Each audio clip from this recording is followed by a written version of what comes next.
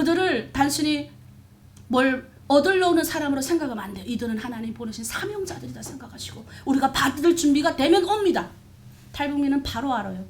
생과 사를 넘었던 사람들이라서 내가 살아남을 방법을 다 아시는 분들, 이 사람이 나를 이용하려고 나를 오라 그러는지 정말 하나님의 생명의 복음을 전하기 위해서 오라 그러는지 다 분별합니다. 우리가 제대로 그 사람을 높여드리면 그들이 와서 살아납니다. 오늘은 그리스도의 고난에 참여하는 복이라는 주제로 여러분과 함께 나누겠습니다.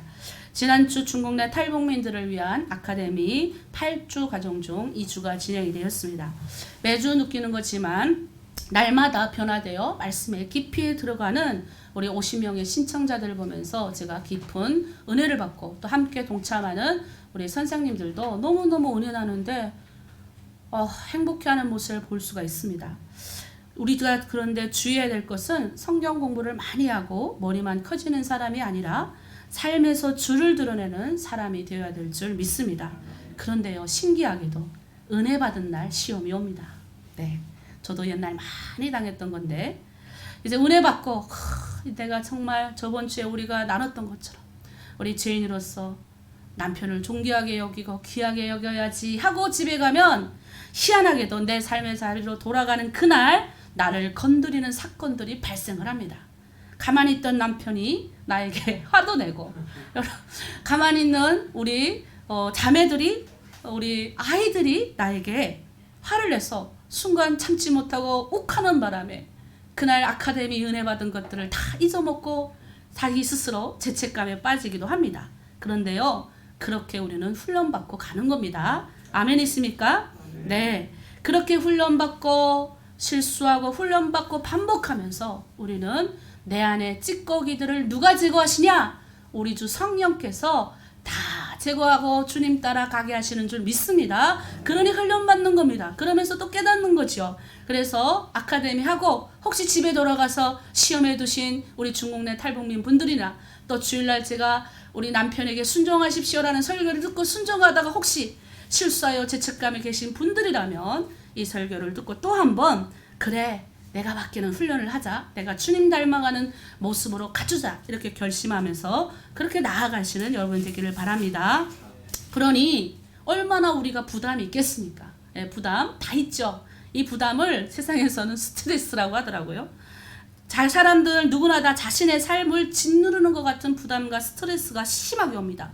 심한 사람은 정신적인 병이 많이 오죠. 우리 대한민국의 자살률이 세계 1위라 그러잖아요. 원래는 일본이었는데 갑자기 우리나라가 앞질러졌어요.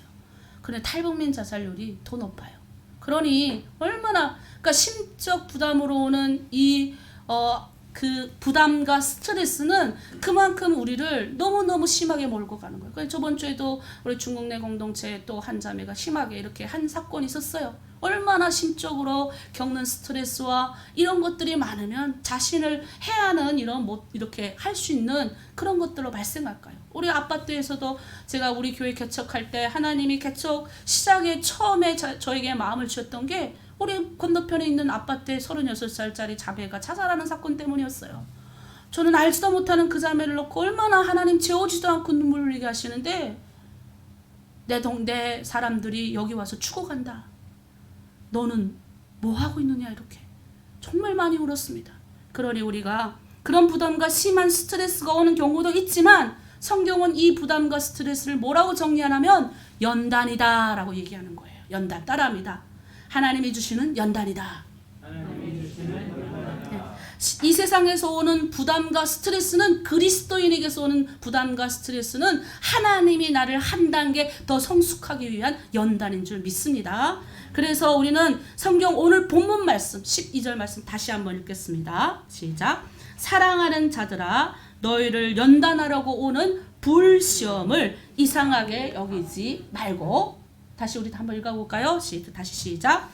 사랑하는 자들아 너희를 연단하려고 오는 불시험을 이상한 일 당하는 것 같이 이상히 여기지 말라.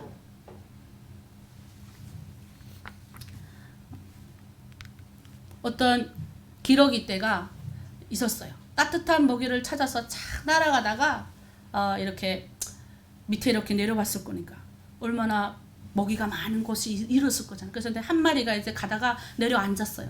그러니까 이제 먹이를 이렇게 먹고 사실 먹다가 올라가서 또 가야 되거든요. 근데 먹다 보니까 이제 자기 자기 기러기 떼를 놓친 거예요. 그래서 주변에 보니까 다 또 여러 마리의 기러기 떼가 있어. 그래서 할 수 없이 또 그냥 또 가는 거예요.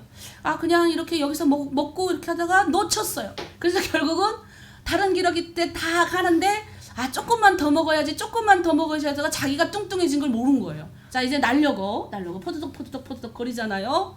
그런데 못 날았어요. 그래서 그래, 못 날면 또 어때? 그 자리에서 겨울을 보내고, 그렇게 겨울을 보내고 3년이 지나고 나서 죽었더라. 3년이 지나서 겨울에 얼어 죽었더라. 웃지 마시고, 이거 제 이야기가 아니고 그 예하에 나온 건데 제가 여러분에게 설명을 잘못 들어서 하여튼 마지막은 죽었더라예요.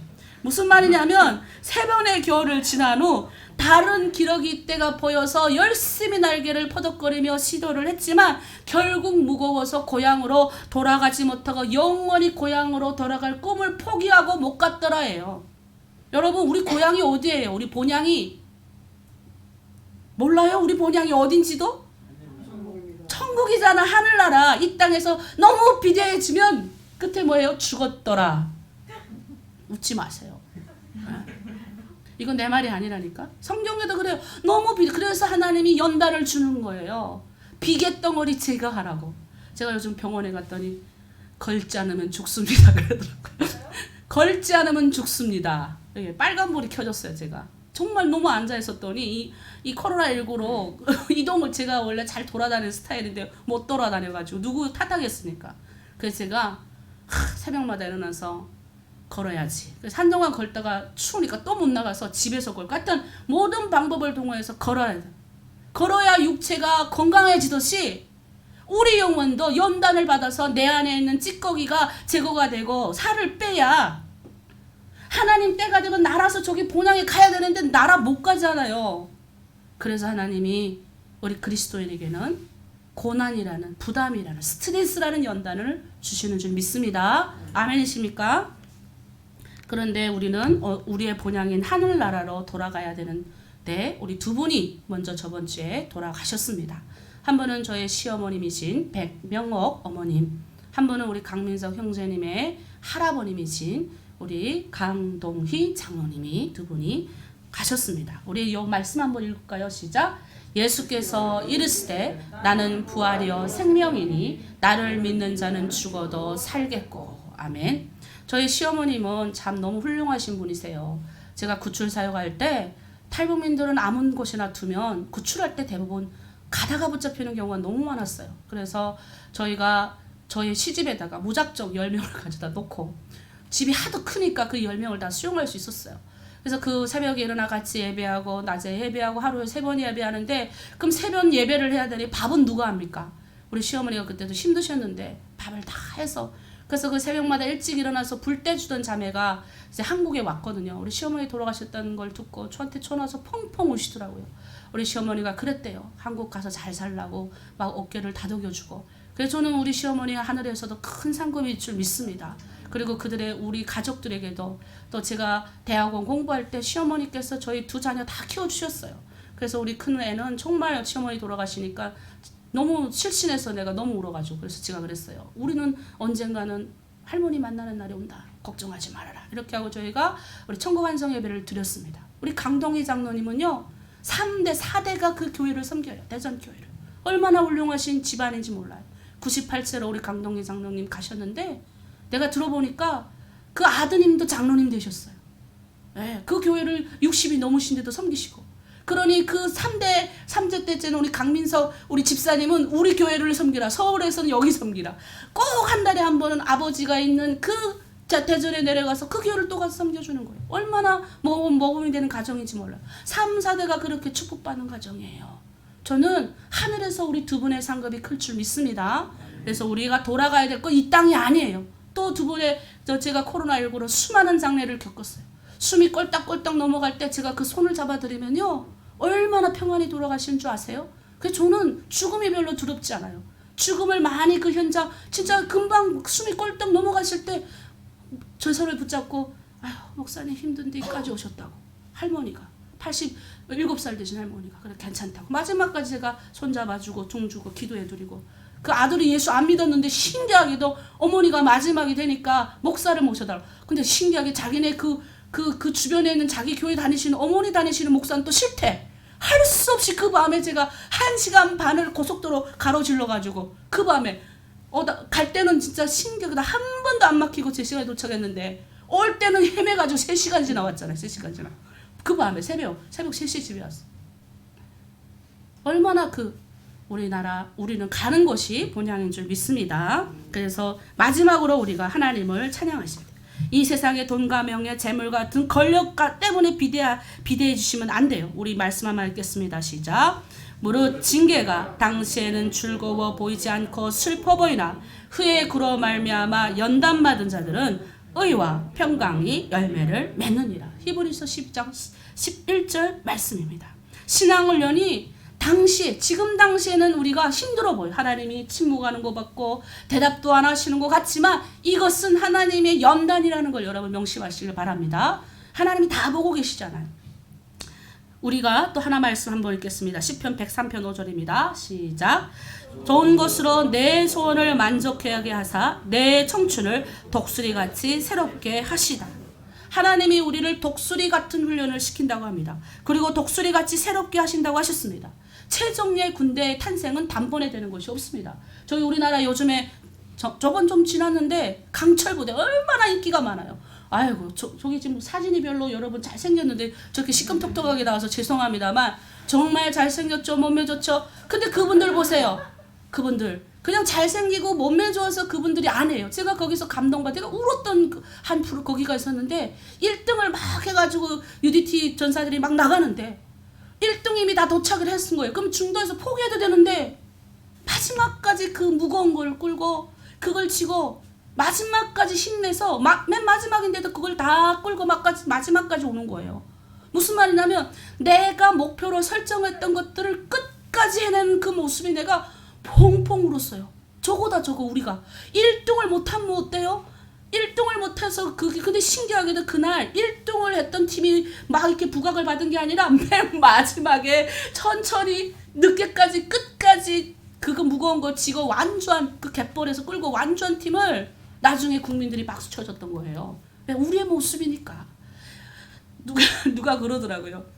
다 1등만 원하는 세상. 그런데 아이가 이제 정자가 이제 난자하고 결합되는 이런 영상을 봤거든요. 그 영상에서 정자가 딱 해서 제일 1등 되는 정자가 난자와 결합해서 아이가 생기는 가정을 이게 영상인데 거기 댓글이 더 웃겨요. 유일하게 내가 1등한 것. 유일하게 1등한 순간 이렇게 돼서 제가 뻥 터졌어요. 여러분 우리는 유일하게 1등한 사람이 아니라 하나님이 유일하게 1등을 못하면 어때요? 다 1등이 될 줄 믿습니다. 그래서 제가 유일하게 1등한 순간이 우리한테 있었다는 걸 명심하시고 조금 어때요? 좋은 것으로 내 소원을 만족하게 하사 독수리 같은 훈련을 시키시기 위해서 인도시는 하나님을 믿고 끝까지 코로나19 포기하지 말고 견디실 줄 믿습니다. 하나님께서는 당신의 백성들을 훈련시킬 때 어미 독수리같이 새끼를 훈련합니다. 독수리는 높은 바위 꼭대기 벼랑 위에 집을 지어요. 그리고 거기를 가시떨기로 얼기설기 먼저 해놓고 밑에다 이렇게 부드러운 털을 이렇게 깔아요. 그리고 거기에서 새끼를 기릅니다. 얼마 이게 높게 지금 사진이 있는데 저 높은 꼭대기 가져다가 이렇게 하는 거예요. 어미 독수리가 이제 새끼가 이제 좀 컸잖아요. 그럼 이 독수리가요 새끼를 이제 훈련을 줘야 되니까 어떻게 하는 줄 아세요? 부드러운 이제 그거를 제거해 불어요. 그러면 그게 까칠까칠하잖아요. 그 까칠까칠한 고기 남을 때 이제 독수리를 물어다가 떨궈버려 밑에다가. 얼마나 무서운지 한번 생각해봐요. 독수리를 떨궈버리고요. 자 독수리는 살기 위해서 날 수밖에 없는 거예요. 막 날개를 버덕버덕 막 하고 제일 마지막에 밑에 떨어질 때 엄마가 탁 와서 받고 비행하는 거예요. 이거 사진 웬만해서 없는데 봤죠? 이거 사진 이렇게 한대요. 새끼 독수리가 낭떠러지 밑으로 푸적거리며 날려갈 때 엄마는 가만히 보고 있다가 새끼가 벼랑 밑에 떨어지는 순간에 손살같이 내려가서 새끼 독수리 밑에 부딪혀서 죽지 않게 만들어서 딱 해가지고 위로 날아오르는 거예요. 하나님이 근데 성경에 뭐라고 그러냐면 내가 어미 독수리같이 너희를 얻고 날겠다는 거예요. 정말 위로받아. 이게 내 말이 아니라 이거는 이미 하나님이 성경에 나온 말이에요. 그래서 성경에 제가 좋아하는 구절을 넣고 싶어서 중간에 한번 끼워 넣어왔어요. 욥기 23장 10절 우리 다 함께 읽습니다. 시작. 나의 가는 길을 오직 그가 하시나니 나를 단련하신 후에 내가 천군같이 나오리라. 제가 훈련받을 때 이 말씀을 읽으면서 얼마나 울었는지 몰라요. 저도 앞이 캄캄하게 네모 반뜨닥 다 막혀있는 환경 가운데서 하늘만 쳐다보는 훈련을 7년간 했습니다. 그런데 그때 주신 말씀이에요. 나의 가는 길은 내가 모르는 거야. 아무리 봐도 없어. 길이 없어. 길이 없는 탁탁 막혀있는 상강 가운데서. 근데 성경이 나에게 큰 위로가 되는 거예요. 나의 가는 길을 오직 그가 하시나니. 누가 알아요? 우리 하나님이 아시잖아요. 나를 지금 단련하시느라고 나를 치는 이런 연약한 환경 가운데 두셨구나. 그러나 내가 이제 반드시 하나님이 나를 인도하시는 그곳에 내가 간다. 야, 이 말씀이 얼마나 생명인 줄 아세요? 여러분 이런 말씀으로 은혜 받을 줄 믿습니다.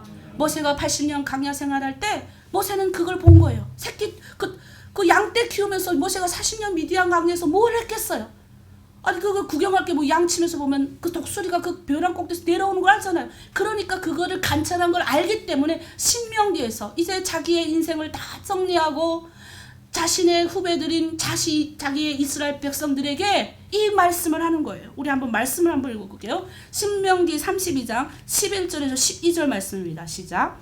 마치 독수리가 그 보금자리를 어지럽게 하며 그 새끼 위에 너풀거리며 그 날개를 펴서 새끼를 받으며 그 날개 위에 그것을 엎는 것 같이 여호와께서 홀로 그들을 인도하셨고 함께한 다른 신은 없도다. 제가 아까 그 독수리 날개 사진 봤잖아요. 하나님의 말씀이에요. 신명기 32장에 모세가 이제 자기 인생을 딱 정리하면서 이스라엘 백성들에게 설교하는 장면이에요. 근데 그 설교에 모세가 그런 이야기를 하는 거예요. 독수리 새끼 그 너풀거리고 날개를 펴서 새끼를 받으며 그 날개 위에 뭐예요? 그것을 엎는 것 같이 독수리가 자기 새끼를 받아 엎는 것 같이 여호와께서 홀로 너희를 인도하셨다. 그런데 신기하게 다른 신이 없어 이렇게 얘기하는 거예요. 모세는 그걸 알았던 거죠. 조류학자들도 관찰을 했대요. 이렇게 관찰을 해보니까 독수리가요 폭풍이 이렇게 오잖아요. 그러면 폭풍을 맞받아 나간대요. 쫙 맞받아 나가서 폭풍 위에 탁 올라가서 한 사진 한번 볼게요. 폭풍 위를 날아가서 폭풍 위에서 여유롭게 밑으로 내려보는 거예요. 그래서 제가요 어떤 찬양 좋아하는지 아시죠? 제가 힘들 때마다 부르는 찬양 뭐죠? 네, 맞아요. 우리 교회 다 알 정도로 추품해. 제가 너무 거기 보면 제가 가사가 너무 좋아요. 거친 파도 날 향해 와도 주와 함께 날아오르리. 폭풍 가운데 나의 영혼 잠잠하게 주를 보리라. 폭풍 가운데 거친 파도가 날 향해 오는데 내가 혼자 안 가더라는 거예요. 거친 파도가 오는데 독수리같이 하나님이 나를 업고 나시더라는 거예요. 그리고 그 가운데서 잠잠하게 하나님이 나와 함께 하심을 봅니다. 이 고백을 하는 거예요. 근데 신기하게 그 찬양을 제가 힘들 때마다 부르면 신기하게 그렇게 돼요. 그래서 찬양이 힘이 있는 거예요. 여러분 기도가 안 나가십니까? 찬양을 부르세요. 들으세요. 그러면 힘이 막 나요. 어디서 그런 힘이 나오는지 몰라요. 주님이 하시는 거죠. 독수리 얼마나 멋있어요. 독수리 참 우리가 독수리같이 하나님 훈련시킨다는 거예요. 그냥 세상에서 그냥 집 열심히 사고 큰 돈 재산 모으는 것이 하나님의 방법이 아니라는 거예요. 이 땅에 많이 싸워서 빚에 가득 있으면 누가 그러더라고요. 우리 부터 북한 분이 그러시더라고요. 나중에 북한 사람은 다 북한 올라가야 되는데 이 땅에서 비대해져가지고 이 땅에 다 있어가지고 나중에 하나님 북한 가라 할 때 못 가면 그거는 큰 누구 책임이냐고. 정신 차리라고. 비대해지지 말자고. 하나님 하늘 천국에 우리 가야 되는데 이 땅에 너무 많아서 살이 뚜룩뚜룩 쪄서 우리 시어머니 갈 때 보니까 항상 제가 시어머니한테 가면 시어머니 돌아가실 때 입을 그게 있었어요. 그거 입고 가셨대. 그냥 그냥 수의 입고 가셨어요. 네. 그리고 그냥 태우니까 뭐 한 주일밖에 안 남잖아요. 그러나 하나님은 먼지로 사람을 만드신 위대한 전지전능하신 분이에요. 여러분 믿습니까? 이 돌들로도 명하여 아브라함의 자식이 된다 하셨어요. 제가 어제 차 타고 몰고 가는데 거기 이제 방송에서 이런 말이 나오는 거예요. 차, 우리 우주 속의 지구가 조그만데 만약 이 지구가 예를 들어서 조금만 속도를 늦추거나 조금만 이렇게 하면 우리는 대기권을 다 튕겨나간대, 우리 사람들이. 근데 한 번도 튕겨나간 일이 없대요. 이 넓은 우주 가운데 인간이나 차나 집이나 재산이나 튕겨나간 적이 없고, 이 우주에 지구가 또 있잖아요. 우리 지금 땅에 있는 게 아니고 평평한 데 있는 게 아니고 또 있잖아요, 우주가. 근데 이 지구가 멈춘 사건이 있었잖아요. 하나님 앞에 기도했던 사건이 있었잖아요. 근데 그때 멈췄던 게 딱 한 번 있었단 말이에요. 그런데 그러면 원래 지구가 막내 이렇게 다 파설돼야 된대요. 그 원래 대기권에. 근데 지구가 멀쩡한 건 하나님이 살아있다는 증거다 이렇게 하시면서 막 얘기하는데, 야 그렇네. 내가 운전하고 가다가도 지구가 조금만 잘못 돌면 이거 내가 대기권으로 날아날 수도 있겠구나. 오늘도 나를 지켜주신 하나님 감사합니다. 감사합니다. 언젠가 하나님 부르면 하나님 앞에 가서 제가 잘 살다가 왔습니다 얘기해야지, 이런 마음이 그냥 막 생기는 거예요. 여러분, 그래서 어미 독수리는 새끼가 다치지 않도록 빨리 얻고 안전한 곳으로 갑니다. 그래서 여러분, 우리가 하나님이 여러분을 절대로 다치지 않고 연단시키신다는 것을 아실 줄 믿습니다. 스트레스 부담 많이 와도 다치지 않게 하실 줄 믿습니다. 우리 말씀 한번 또 있습니다. 19장 4절에도 있어요. 시작. 독수리 날개로 너희를 업어 내게로 인도하였음을 보리라. 또 있어요. 밑에 이사야 31장 5절 말씀 있습니다. 내가 살게 그 새끼를 보호함같이 나 만군의 여호와가 예루살렘을 보호할 것이라. 그것을 호위하며 건지며 넘어와서 구원하리라 하셨더라. 하나님이, 예루살렘이 누구예요? 우리예요, 우리. 하나님이 알아서 다, 여기 보면 나 만군의 여호와가 성회원 보호할 것이며 하나로 드림교회 보호할 것이며 중국 내 드림 공동체 보호할 것이며 우리 각 사람을 보호할 것이라. 그것을 호위하며 건지며 넘어와서 구원하리라. 아멘이십니까? 여러분, 말씀을 믿으면 우리가 그것대로 우리게 다 되는 거예요. 신앙생활을 할 때 스트레스가 주는 부담이 있습니다. 우리는 그것을 가급적으로 회피하려고 합니다. 함께 마음을 지고 짐을 지는 것을 싫어합니다. 그래서 우리처럼 작은 교회는 와서 홀진한 사람들이 사실 적어요. 나 큰 교회 가는 거예요. 왜? 큰 교회 가면 크기 때문에 부담지기 싫거든요. 그냥 예배 가서 잘 참석하고 큰 공동체니까 그냥 내가 할 역할만 하면 되는 거예요. 그러나 큰 교회 가는 걸 제가 나쁘다는 게 아니라, 그러나 이 작은 교회 와서는 왜? 작은 교회는 뭐예요? 부담 많이 해줘야 돼요. 헌금 많이 하라 그러죠. 쩍 하면 몰래 해라지. 우리 교회는 얼마나 헌금 많이 하라 그래요. 그런데도 안 떠날 여러분, 참 감사한 거예요. 하나님이 여러분 이것에 부르신 줄 믿습니다. 아멘이십니까? 그래서 우리가 교회 생활하는, 눈에 띄지 않고 부담 없이 교회 생활 할 수 있는 거, 그거 괜찮지만 어찌 보면 한편으로는 신앙생활의 나태함과 게으름을 불리는 조건일 수도 있어요. 그래서 저는 하나님이 우리 주시는 행복과 거리가 멀지 않으려면 하나님의 일에 함께 마음을 주고 부담을 지고 함께 가는 것이 하나님의 은혜다. 여러분 믿습니까? 그래서 중국 내 공동체, 우리 사랑하는 자매님들, 우리 실장님들과 함께 마음을 줘주세요. 아이 공동체 그냥 니는 니대로 나는 나대로, 이건 하나님이 원하시는 것이 아니에요. 작은 공동체일수록 서로 마음이 안 맞을 수 있지만 함께 여러분이 마음을 줘줘야 돼요. 그리고 내가 헌신할 자리를 찾아야 돼요. 실장이 혹시 조금 부족하면 내가 조금 이해하고 넘어가는 거예요. 실장님들은 얼마나 우리 사랑하는 자매님들, 예전보다는 더, 예전에는 조금 이 자매가 이렇습니다 이렇게 했지만 그런 실장님이 한 분도 없어요. 다 자기 자매님들 얼마나 보호하는지 몰라요. 왜냐면 내가 알거든요. 출석이나 그 다음에 여러 가지 모임이나 잘 참석하지 않는 자매님은 내보내고 싶거든요. 근데 우리 실장님들이 얼마나 보호하시는지 몰라요. 그들을 정말 자기 어미가 새끼를 보호하듯이 보호하는 거예요. 제가 그 모습 보면서, 야, 우리 실장님들 하나님의 형상을 닮아가는구나. 사실 제가 처음 우리 북한분들 만났을 때 서로 헐두들으려고 내가 너무 힘들었어요. 선생님 저 사람 만나면 안 됩니다. 선생님 저 사람 만나면 안 됩니다. 그럼 도대체 나는 누굴 만나야 돼요? 서로 북한분들 이만갑에 나가 출연하면 뭐 어때요? 그거 다 거짓말입니다. 그러고 저번에 우리 백영남 목사님 모셔가지고 말씀하신 거 들으셨죠? 탈북민들은 남한 사람들의 마음을 기경하기 위해서 보낸 하나님의 특별한 선물들이에요. 여러분 믿습니까?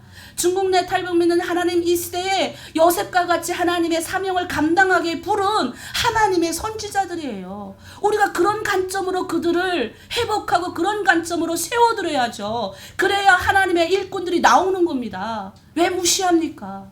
왜 그들을 하나님 구제헌금의 대상으로 여깁니까? 탈북자를. 탈북민을 구제헌금의 대상으로 여기는 자체가 하나님이 기뻐하지 않는 행위예요. 하나님은 이들 한 명 한 명 업어서 물 가운데 불 가운데 건져내서 이 대한민국까지 보냈다 그래요. 중국에서 내가 몰래 숨겨서 잡혀가지 않고 하나님의 사람들이 숨겨줘서 하나님 이 때를 위함이 아니냐.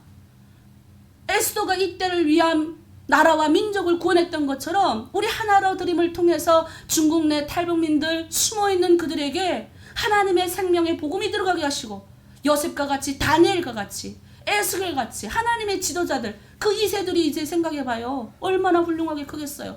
그러면 엄마가 기도해야 2세들이 클 거 아니에요. 근데 엄마가 신앙이 없으면 아이들이 어떻게 큽니까?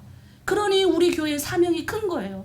저는 우리 하나로 드림이 하나님 앞에 큰 상급을 받을 줄 믿습니다. 네, 여러분이 헌신하는 그 헌신의 열매를 하나님 반드시 기억하셔요. 그래서 우리가 알아야 될 건 뭐냐면 한 번도 깎아내리지 않는 우리 실장님을 보면서 제가 울었어요. 그러니 우리 사랑하는 공동체 자매님들 우리 지금 줌으로 다 많이 들어와서 함께 섬기시는 분들 우리 실장님들 존중하셔야 돼요. 내가 존중이 여길 때 존중을 받을 수 있습니다. 성경에 보면 대접을 네가 받고 싶냐 무슨 말이냐면 그거는 서로 예수님의 옆에서 내가 서로 1등이 되게 내가 예수님 옆에서 뭔가를 내가 권력을 차지해야지 라고 생각했던 제자들에게 말씀한 거예요. 너희 중에 누가 큰 자냐? 큰 자는 섬기는 자다 그래요. 큰 자는 섬기는 자. 대접을 받고 싶냐? 접대를 받고 싶냐? 네가 좀 존중을 받고 싶냐? 그럼 먼저 존중해주고 먼저 대접하시고 먼저 섬겨드려라. 이게 하나님의 방법이에요. 그러니 우리가 정말 저는 사명 하나님이 귀하게 보내신 우리 탈북민들 우리 이제 이사 가면 거기가 어떤 분이 그러시더라고요. 송 목사님 너무 좋은 지역에 교회가 이사를 가네요. 아주 황금어장이네요. 예, 황금어장이 맞는데 우리 이제 준비가 됐다 생각합니다. 탈북민들이 오면 우리가 받을 준비가 돼야 됩니다. 그들을 단순히 뭘 얻으러 오는 사람으로 생각하면 안 돼요. 이들은 하나님 보내신 사명자들이다 생각하시고 우리가 받을 준비가 되면 옵니다. 탈북민은 바로 알아요. 생과 사를 넘었던 사람들이라서 내가 살아남을 방법을 다 아시는 분들 이 사람이 나를 이용하려고 나를 오라 그러는지 정말 하나님의 생명의 복음을 전하기 위해서 오라 그러는지 다 분별합니다. 우리가 제대로 그 사람을 높여드리면 그들이 와서 살아납니다. 중국 내 탈북민들 보세요. 살아나잖아요. 그런 역할을 우리가 감당해야 될 줄 믿습니다. 그래서 하나님은 우리를 더 건강하게 하기 위해서 하나로 드림교회 계약도 3번, 4번 파괴되게 하시고 그리고 다시 하나님이 부담을 주시고 스트레스를 주셔가지고 온 교회 성도들이 금식하게 하시고 지어는 그 헌금이 없는 우리 중국 내 탈북민들이 헌금하잖아요. 거꾸로 우리한테 목사님 이사 간다 그러니까 이사 헌금입니다 하고 300만 원, 300원, 400원 어떤 분은 1,000원 보내신 분도 있어요. 20만 원. 중국에서 1,000원 얼마나 큰 돈입니까? 야, 하나님이 큰 상급이 있을 거예요. 그 자매한테. 부담과 스트레스의 고난은 여러 가지 유형이 있습니다. 우리 마지막 정리하면서 할게요. 죄 때문에 당하는 고난과 부담이 있다고 성경에 이야기합니다. 오늘 본문 15절 말씀 다 함께 읽겠습니다. 시작. 너희 중에 누구든지 살인이나 도둑질이나 악행이나 남의 일을 간섭하는 자로 고난을 받지 말라. 여러분이 이 구절에 마음을 둬야 합니다. 남의 일에 간섭해가지고 말을 날라가지고 고난 받지 마십시오. 말을 옮기고 남의 마음에 상처를 줘가지고 그렇게 받는 고난은 그거는 정말 그런 고난과 부담도 있다 이 말입니다. 그거는 하나님이 그 고난과 부담을 제거하기 위해서 또 나를 연단하실 겁니다. 두 번째 우리 또 읽겠습니다. 시작. 스스로 선택하여 받는 고난입니다. 이 고난은요 초대교회 때 아나니아라 삽비라는 사람이 있었어요. 이 사람들이 보니까 막 하나님 사도들 앞에 막 헌금하는 걸 보니까 딱 마음에 감동이 온 거예요.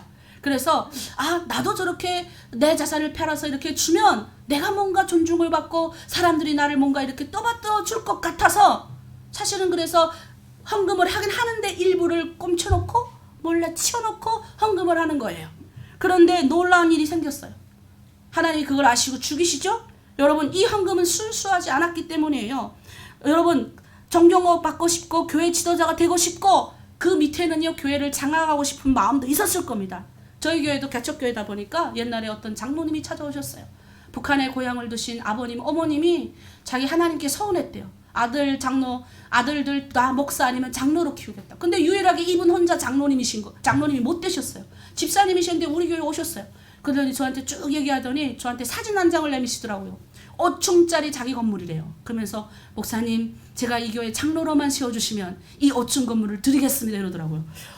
순간 내가 이런 경우도 있구나. 옛날에 7억짜리를 가져오셨을 때 제가 거절해서 얼마나 후회했는지 몰랐는데 드디어 나에게도 5층짜리 건물이 들어오는구나. 이걸로 선교 사업 해야 되겠다. 좋아갖고 그러면 한번 기도해 봅시다. 근데 쭉 얘기를 하시는데 그런데 먼저 5층 건물을 먼저 보여주셨어요. 그 다음에 조건을 뒤에 이야기하시더라고요. 이래가지고 쭉 자기 가족들 얘기하시더니 마지막에 제가 장로가 너무너무 되고 싶습니다. 이러는 거예요.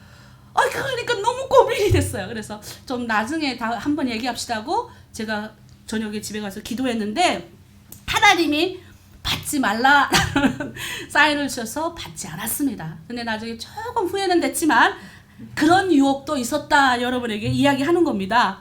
여러분, 이런 헌신과 헌금에는 영광이 없어요. 그게 아나리아와 삽비라처럼 순수하지 않게 드린 헌금이라는 거예요. 이해되시죠? 자, 마지막에 봅니다. 시작. 하나님을 사랑하는 진심으로 아무 사심 없이 조건 없이 하는 헌신이에요. 그로 말미암아 지는 부담과 당하는 고난은 하나님을 위해서 즐겁게 당하는 고난인 줄 믿습니다. 우리 교회 이런 분들이 참 많아요. 그 큰 교회 버리시고 여기를 왜 오셨어요? 그 큰 좋은 곳을 다 우리 갈 만한 분들 다 많으신데 이 교회에 오셨잖아요. 저는 너무너무 감사한 거예요. 하나님이 보내신 줄 믿습니다. 그래서 우리 성경은 같이 고난을 담당하라라고 얘기를 하는 거예요. 오직 너희가 그리스도의 고난에 참여하는 것으로 즐거워하라는 거예요. 이게 그리스도의 고난에 참여하는 거예요. 우리 고난과 부담과 스트레스는 제가 맨 처음 얘기했죠. 하나님의 주시는 연단입니다. 믿습니까? 그래서 이 스트레스 많을 거예요. 우리 중국 내 탈북민들도 많을 겁니다. 집에 먹고 사는 고난, 이것도 부담, 자녀를 키워내야 되는 이런 것도 스트레스일 거예요. 한데 이거 다 하나님의 연단이다. 우리 마지막 말씀을 하고 마칠게요. 읽습니다. 시작. 만일 그리스도인으로 하나님께 영광을 돌리라. 우리가 당하는 이 고난이 예수 믿는데 왜 이렇게 일이 안 풀려? 근데 예수님이 그러잖아요. 그건 너가 그리스도인으로 당하는 고난이야. 예수 믿는 사람은 왜 이렇게 손해봐야 되죠? 1억을 보냈을 때 울었어요. 그걸 가지고 있을 걸 보내가지고. 근데 하나님이 1억보다 더 좋은 것들을 채워주시는 걸 제가 경험했어요. 그 이름으로 하나님 영광 돌리게 하시기 위해서, 그 내가 1억에 매이지 않게 하시기 위해서. 그래서 지금 감사합니다. 그래서 여러분, 오늘 말씀 독수리같이 날 업어서 인도에 오신 하나님, 여러분 한 분 한 분 이곳까지 인도해 오셨어요. 오늘 말씀처럼 그리스도의 고난에 참여하는 복, 그게 뭐냐? 이렇게 함께 하는 복입니다. 그래서 어제 북한에서 연락이 왔어요. 연락이 왔는데 우리가 수혜연금을 보냈던 게 다 전달이 됐고, 또 우리가 찾아달라는 형제를 또 기가 막히게 잘 찾았어요. 그 형제가 뭐 사람을 죽였겠습니까? 도둑질했겠습니까? 이유는 하나, 남한에 있는 동생하고 연락한 죄밖에 없어요. 근데 그것 때문에 7년형을 받았대요. 내가 엄청 하나님께 울었어요. 하나님, 이 고통을 어떻게 하면 좋습니까? 전화 한 통에 5년 7년형을 받는 이 고통을 하나님 어떻게 하면 좋습니까? 내가 기독교인으로서 기도를 하지 않을 수 없습니다. 헌금을 보내면 절반을 다 뜯어먹어요, 중간에서. 그래도 그 50%에도 가는 것만 해도 어딥니까? 성탄절날 헌금을 보내기로 했는데 12월달 또 경계가 심해돼요. 지금 북한이 엄청 심하대요. 가슴이 막막한 거예요.